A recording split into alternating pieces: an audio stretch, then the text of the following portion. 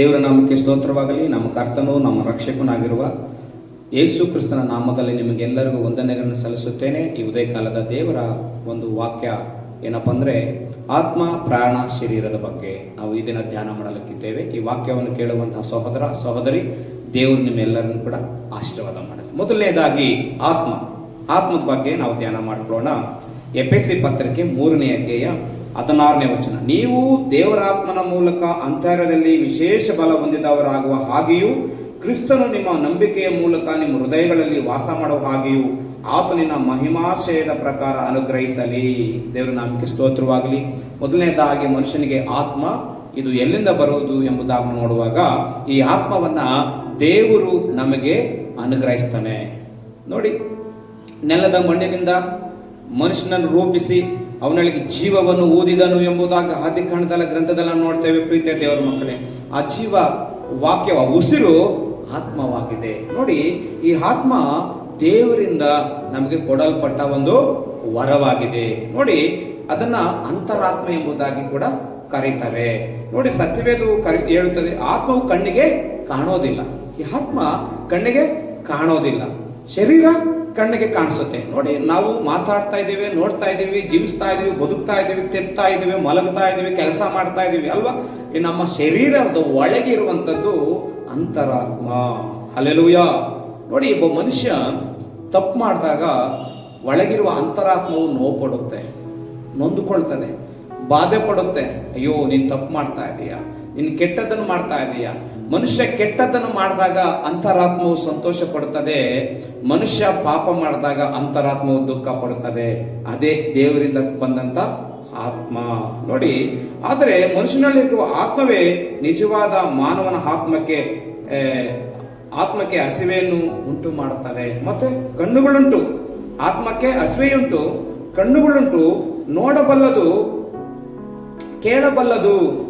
ಆತ್ಮಕ್ಕೆ ದುಃಖ ಪಡ್ತದೆ, ಆತ್ಮ ದುಃಖ ಪಡ್ತದೆ, ಮತ್ತೆ ಪಶ್ಚಾತ್ತಾಪ ಕೂಡ ಪಡುತ್ತದೆ, ಮತ್ತೆ ಚಿಂತೆ ಮಾಡುತ್ತದೆ, ಸಂತೋಷ ಪಡುತ್ತದೆ, ಗ್ರಹಿಸಿಕೊಳ್ಳುತ್ತದೆ, ನೊಂದುಕೊಳ್ತದೆ, ದೇವರನ್ನು ಹುಡುಕುತ್ತದೆ, ದೇವರನ್ನು ಆರಾಧಿಸುತ್ತದೆ, ದೇವರ ಅನ್ಯನತೆಯನ್ನು ಬಯಸುತ್ತದೆ.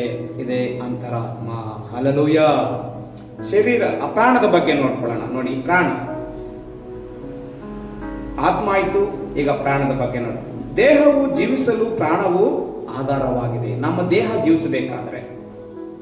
ದೇಹ ಜೀವಿಸಬೇಕಾದ್ರೆ ಪ್ರಾಣ very very very very important ಅಥವಾ ಪ್ರಾಮುಖ್ಯವಾದದ್ದು.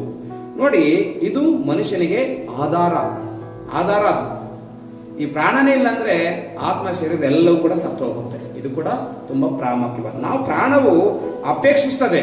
ಈ ಪ್ರಾಣ ಏನ್ ಮಾಡ್ತದೆ? ಅಪೇಕ್ಷಿಸ್ತದೆ, ಇಷ್ಟಪಡ್ತದೆ, ನೋಡುತ್ತದೆ, ಮಮತೆ ತೋರಿಸ್ತದೆ, ತನ್ನ ಚಿತ್ತದಂತೆ ಅಥವಾ ಇಷ್ಟದಂತೆ ಕಾರ್ಯ ಮಾಡ್ತದೆ ಪ್ರಾಣ.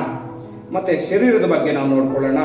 ಶರೀರವು ಆತ್ಮ, ಪ್ರಾಣ ಇವೆರಡರವರೆಗೆ ಕಾಣುವ ಮೂಳೆಯ ಮಾಂಸದ ದೇಹ. ಇದು ಕಣ್ಣಿಗೆ ಕಾಣುವ ಮಾನವನ ಆಕಾರವಷ್ಟೇ. ಅರ್ಥ ಆಯ್ತಾ? ಇದು ಶರೀರ, ಆತ್ಮ, ಪ್ರಾಣ ಇವರು ಒಳಗಿರುವಂತದ್ದು ಮಾಂಸ, ಖಂಡಗಳು, ಇದು ಆಕಾರ ಅಷ್ಟೇ. ಆ ದೇಹವು ನೋಡಿ ಹೀಗಿರುವ ಒಳಗಿರುವ ಆತ್ಮ ಮತ್ತು ಪ್ರಾಣದಿಂದ ನಿಯಂತ್ರಿಸಲ್ಪಡುತ್ತದೆ. ದೇಹವು ಮಣ್ಣಿನಿಂದ ಸೃಷ್ಟಿಸಲ್ಪಟ್ಟಿದ್ರಿಂದ ತಿರುಗಿ ಮಣ್ಣಿಗೆ ಸೇರಿಸುತ್ತದೆ. ಆತ್ಮವು ದೇವರಿಂದ ಬಂದಿರೋದ್ರಿಂದ ಆತ್ಮ ದೇವರ ಬಳಿಗೆ ಹೋಗ್ತದೆ.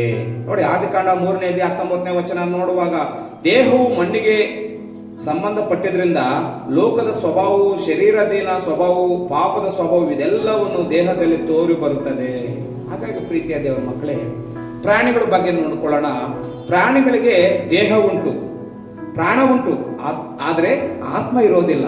ನಮ್ಮ ತರ ಪ್ರಾಣಿಗಳಿರ್ತವೆ, ನಾಯಿ, ಕೋತಿ, ಹುಲಿ, ಸಿಂಹ, ಆನೆ, ಇನ್ನು ಅನೇಕ ಇತ್ಯಾದಿ ಅನೇಕ ಪ್ರಾಣಿಗಳಿಗೆ ಪ್ರಾಣ, ಶರೀರ ಎಲ್ಲವೂ ಇರ್ತದೆ.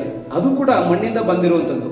ಅವು ಕೂಡ ಮಣ್ಣಿಂದ ಬಂದಿರೋದ್ರಿಂದ ಅದರ ಆತ್ಮ ಮಾತ್ರ ಆ ಪ್ರಾಣಿಗಳಿಗೆ ಇರೋದಿಲ್ಲ. ಯಾಕೆಂದ್ರೆ ದೇವರು ಮನುಷ್ಯನನ್ನು ಸೃಷ್ಟಿ ಮಾಡಿದ ರೀತಿಯಲ್ಲಿ ಪ್ರಾಣಿಗಳನ್ನು ಸೃಷ್ಟಿ ಮಾಡಲಿಲ್ಲ.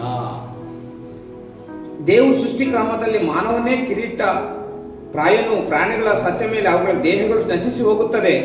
ಮಾನವರಿಗಿರುವಂತೆ ದಂಡನೆ, ನ್ಯಾಯ ತೀರ್ಪು ಪ್ರಾಣಿಗಳಿಗೆ ಇರುವುದಿಲ್ಲ. ನೋಡ್ರೆ, ಪ್ರಾಣಿಗಳು ಒಂದ್ಸಲ ಬಂದ ಮೇಲೆ ಹುಟ್ಟಿದ ಮೇಲೆ ಮತ್ತೆ ಅದು ಎಲ್ಲೋಗುತ್ತೋ ಗೊತ್ತಿಲ್ಲ.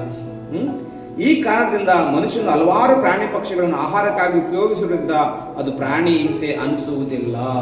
ಹಲ್ಲೆಲೂಯ, ದೇವರ ನಾಮಕ್ಕೆ ಸ್ತೋತ್ರ. ಮನುಷ್ಯ ಬದುಕಬೇಕಾದ್ರೆ ಈ ಪ್ರಾಣಿಗಳನ್ನು ತಿನ್ನಬೇಕು ಅಥವಾ ಪ್ರಾಣಿಗಳ ಮಾಂಸವನ್ನು ತಿನ್ನಲಿ ಎಂಬುದಾಗಿ ಈ ಪ್ರಾಣಿಗಳನ್ನ ದೇವರು ಸೃಷ್ಟಿ ಮಾಡಿದ. ಹಾಗಾಗಿ ಆತ್ಮ, ಶರೀರ, ಪ್ರಾಣದ ಬಗ್ಗೆ ದೇವರು ಇದನ್ನು ಕೇಳಿ ದೇವರು ನಿಮ್ಮನ್ನೆಲ್ಲರನ್ನು ಕೂಡ ಆಶೀರ್ವಾದ ಮಾಡಿ. Praise the lord.